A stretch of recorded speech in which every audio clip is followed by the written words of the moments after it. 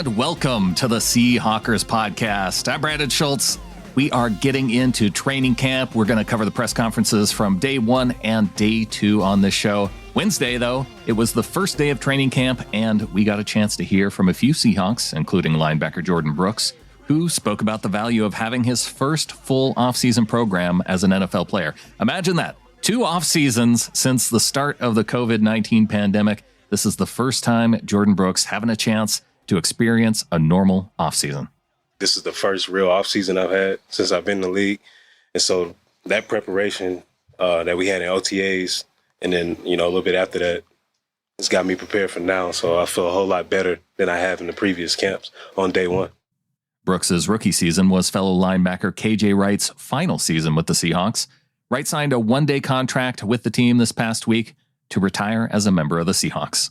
Oh, man, I just talked to KJ a couple days ago, but just the way he carries himself, obviously the football knowledge is there. Everybody knows what type of player he was and how smart he was as a football player. But I thought the biggest thing that I learned from him is just how you carry yourself as a leader, as a man, as a husband, a friend, teammate, everything. And so just watching him my first year coming into the league, I thought that did me a lot of justice, just for my 2 years coming in after that.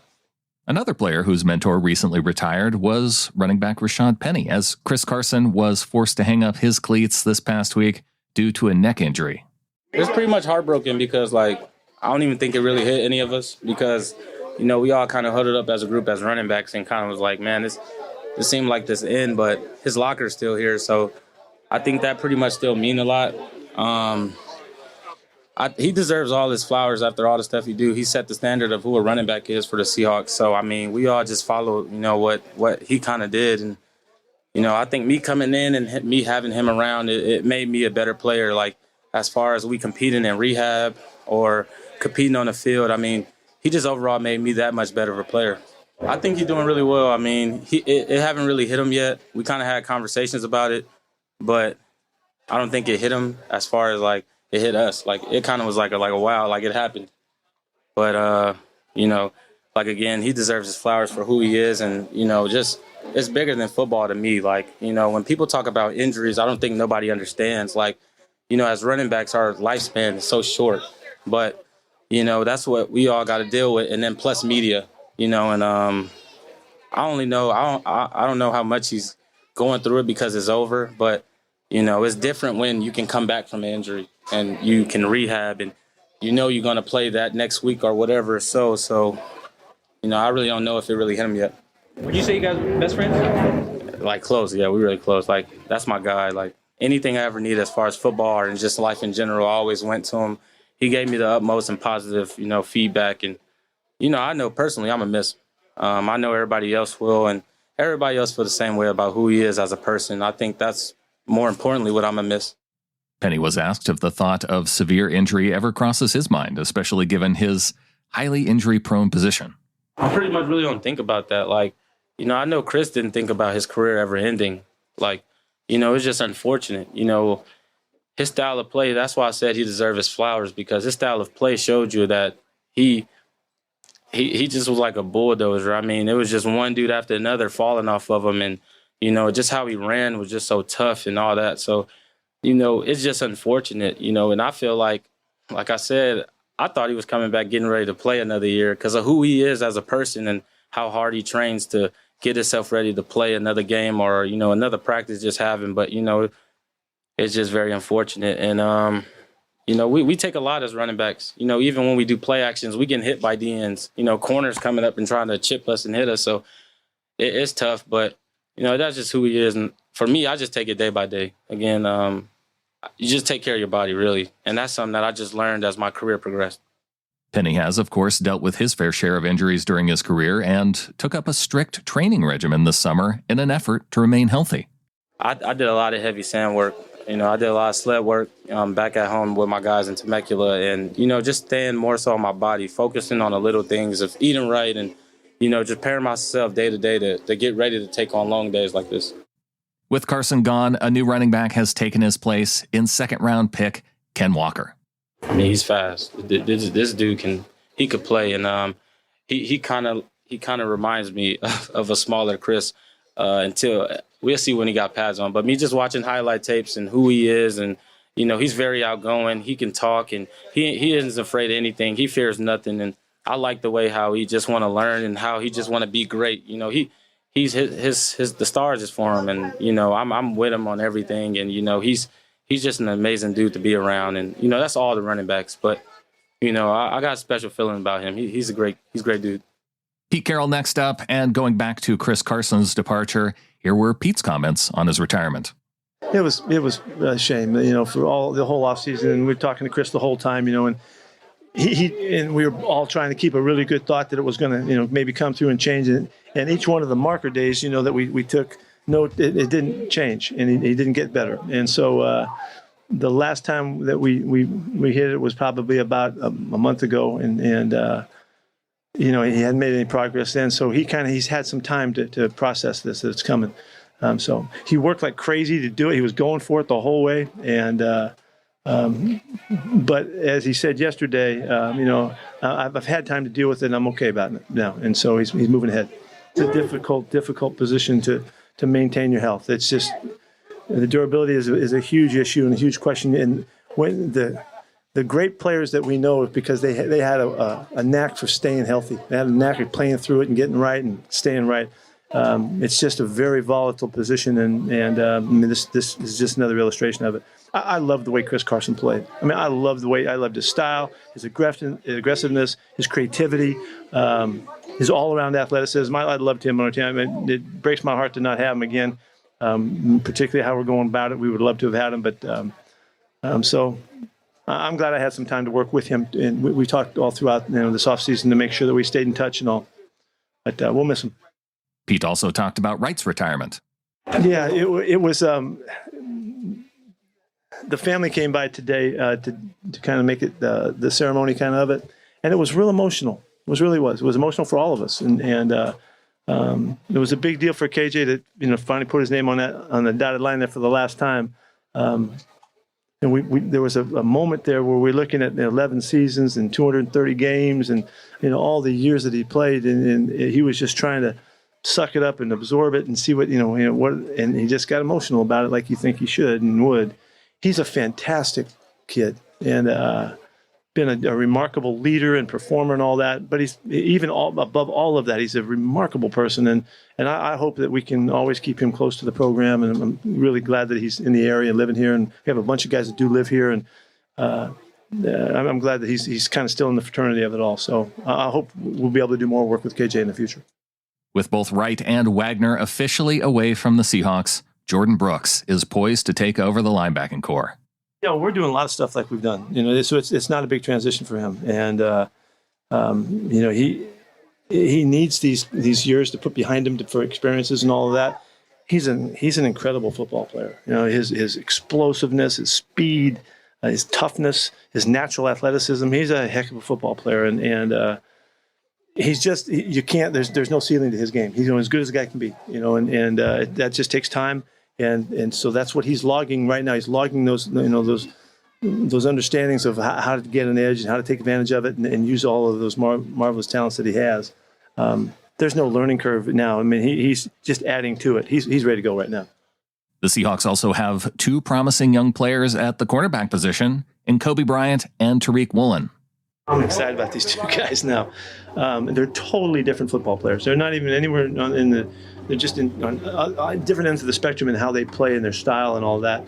The creativity and the playmaking ability that Kobe brings, is obvious. And he's got incredible hands and playmaking ability on the ball. You can already see that. We've not had a guy any more physically able than Tariq. And he's long and tall and really fast, and he's a natural mover, and he's smart. He gets it, and so we'll just see what happens, And the best thing about that, it's competition, and those guys are both started with the twos today. We want to give them a lot of chances, make sure that we see those guys, and we gather a lot of good information against the best guys we can put them against, and see what happens. I'm not worried about how old the guy is. I never have, and it just depends on how far he comes, and so. Like other positions, we got to see the looks. They got to get the opportunities. We got to see how they handle stuff, how they bounce back, how they handle it. There's a million things that we got to take. And so there's no rush in making this decision at all. It's just we have to do a nice job of repping them and making sure that they get the good looks and all.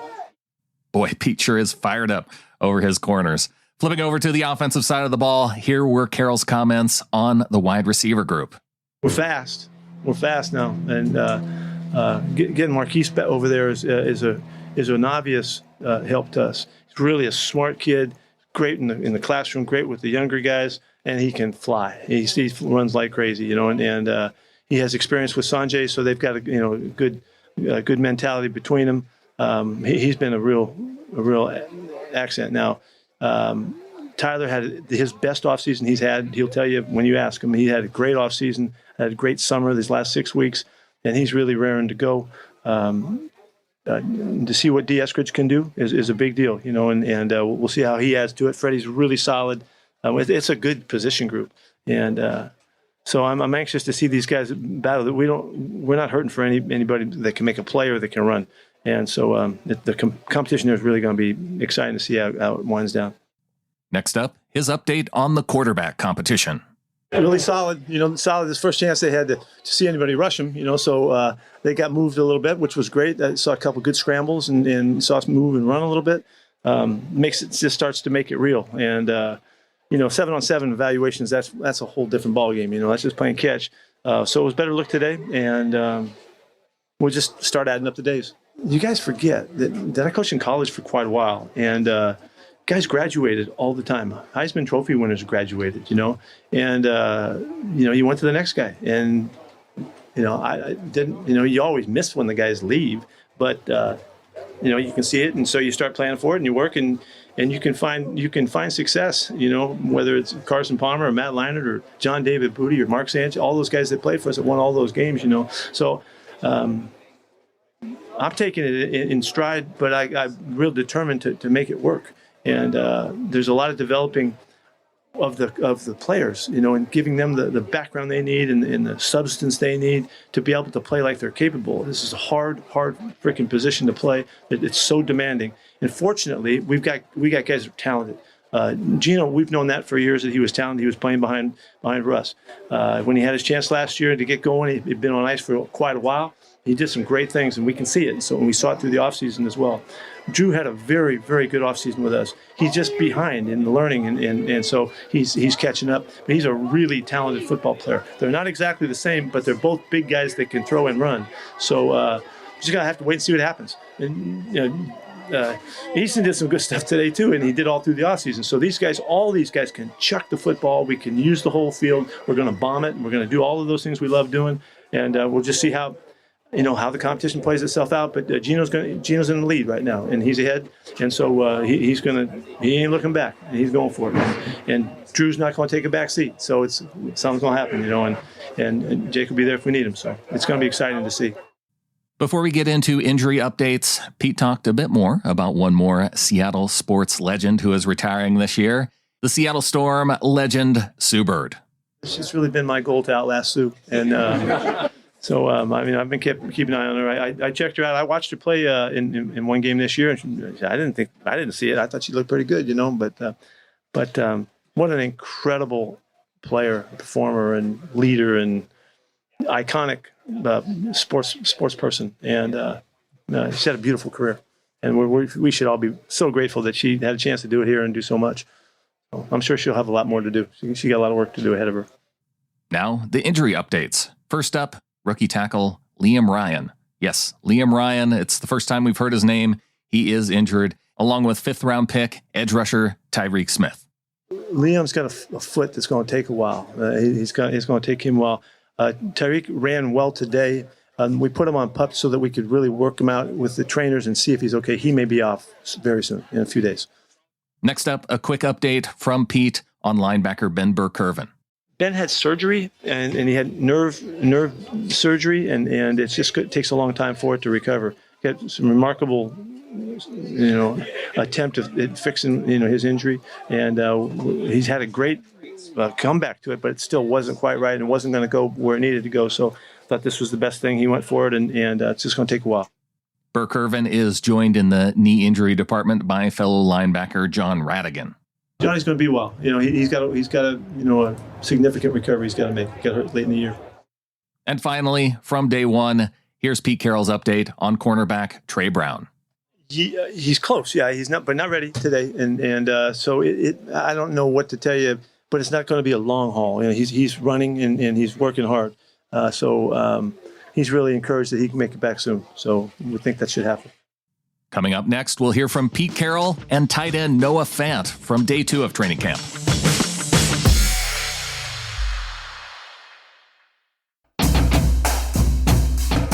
On the second day of training camp, we heard from Noah Fant and head coach Pete Carroll. Starting with Fant, let's hear what the former Bronco had to say about getting settled in his new home.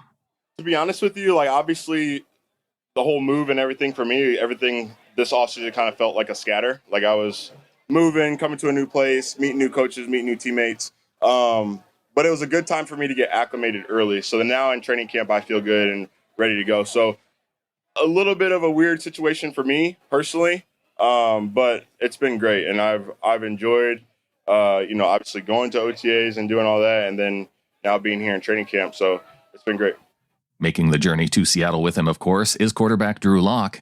Here's what Fant had to say about what Seahawks fans will notice when they see Lock play in the upcoming preseason games. I think the biggest thing is his arm talent. He can make any throw on the field. He's impressive when it comes to that aspect. I think also there's something that's you kind of take it for granted sometimes is the way that he can extend plays. I think he's done a good job of navigating the pocket, being able to scramble, throwing on the run, things like that. So I think he does all those things well, and I think those are things that are going to stick out to people to see that, hey, he can do this really well, and be excited for more. Regardless of who is ultimately at the helm of the new offense, though, Fant seems excited about the possibilities for himself in the passing game. Yeah, no, I definitely think so. I think, just through OTAs and through the beginning of camp, I think that's something that has been shown by Shane, looking to get the tight ends involved downfield.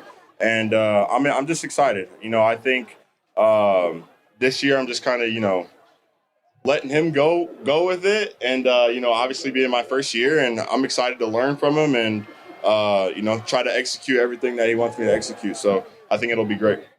Let's move on to Pete's presser. We heard a little bit about his thoughts on KJ Wright's retirement. Here's what he had to say after KJ's retirement became official. Big day for KJ today, and for the organization and for the 12s and all. He's been such an amazing competitor in this program and been such a great person. He showed today, just reminded you what a perfect teammate he really is, and always. And we were really blessed to have him here for all those years, and he had a really, I know you all were there, just a really good ceremony and opportunity to give thanks and share his appreciation for all the inspiration from everybody and all that. And he's inspired all of us. So it's a big day for KJ, big day for us. To see him so grateful for his experience and the time here, the relationships he talked about with all the, not just the coaches and all that stuff he talked about, but his teammates and his friends. These guys are all planning on living around here. They already do, and they've got a community building here that's based from the opportunity to play together. And that makes me proud. Makes me proud as hell. They found home. They found lifelong friendship, and they really cherish it. And obviously, they're making life changes and life decisions to stay here. So I take a lot of pride in that. I love that they're around. The tribute that he gave to Kenny too was so right on the money. Kenny was such an inspirational part of all of our program, but the connection that he was willing to make with the players that he coached, you saw the result of it, and how unique and special, and why he was really such a great Seahawk for so many years. I love that he recognized him in a big way. He deserved every bit of it. In KJ's press conference, Wright referenced the possibility of having a future career with Seattle. It's a perfect relationship. There's going to be a future to it. You heard KJ talk about it. We have big plans about stuff, and we've been talking for a long time about that. And you couldn't put a better guy in your program, to be an ambassador, to be a worker, to be a leader, to be an innovator, and all of that. So as much as anything, I love that we know we have a future with KJ here. There's a number of things we're looking at. He's going to be involved when the time comes, when the time's right. He mentioned he's got some time. He's got some fall days that he wants to get through and some tequilas in the box, and he's got big plans here for this fall, so it's not going to happen right away. But whenever he's ready, we're ready. Next up, let's hear about some of the standouts from training camp, starting with rookie wideout Derek Young. He's a different receiver in that he's got a real well-built, big frame, and he's a big, strong kid, and he plays with it. The 83 looks pretty good. I keep thinking a Rocket, every time we see him, but he made good first impressions. Quandre Diggs is returning from injury and doing well, according to Coach Pete. Yeah, he had a fantastic first day. I mean, the thing I posed to the guys was that, you get this one shot yesterday to make your first impression, and, trying to challenge them a little bit. We had a number of guys that just kind of jumped out at us on practice field and off the film. He was one of them. Quandre looked great yesterday. I mean, you could not tell. He had a couple bursts and coverage opportunities. He was flying around the field. I think he logged the most plays in the day, by the time the day was over, so we cut it back a little bit today. But so he was full go, and that was great. Carroll is also thrilled to be welcoming Marquise Blair back from injury, and I am thrilled to hopefully see Marquise on the field this coming year.